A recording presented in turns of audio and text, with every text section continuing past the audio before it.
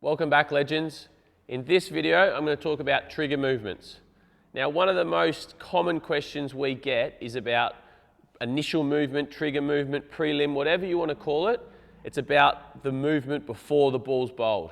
And we have a lot of people who are unsure what they should be doing. Now, there's no correct answer. There's no one size fits all. It's all a personal preference.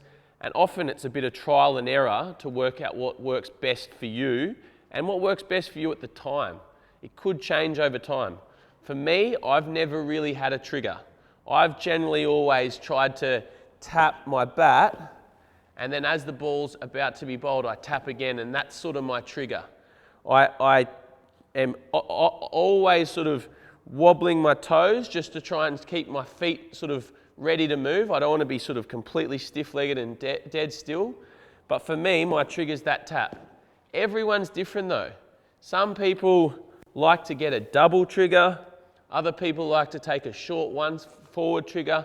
Some people even go forward, a double forward. Some sort of like to go a double back. It's all about trial and error. You watch some of the world's best players. Steve Smith used to go back and across and just wait there. Sometimes, recently, he's been going back and across a lot further and getting across to off stump.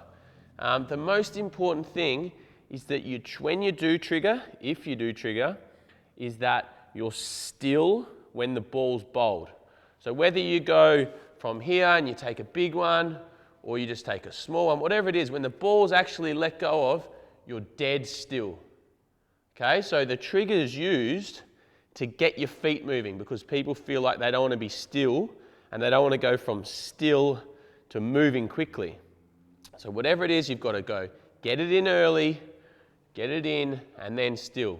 And again, like I say, it's a personal preference. You've got to play around, work it out. Whether it's back foot first, then front foot, like A.B. de Villiers often does, or it's front foot, then back foot. I think Amler's done that in the past. Or it could be going at the ball this way, or it could be even back this way. But it's important that your eyes are level, your head's still when the ball's released.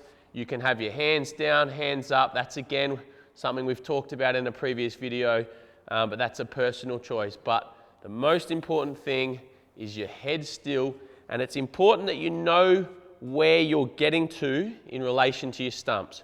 You've got to be consistent with your trigger. You don't want to be starting, let's say you start just outside leg.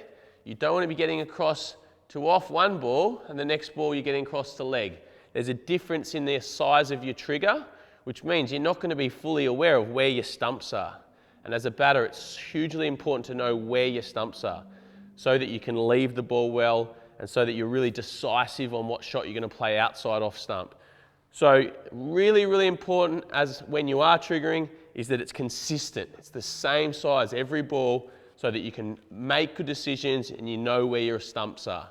Hope you've enjoyed that video, guys. Look forward to seeing you in the next video.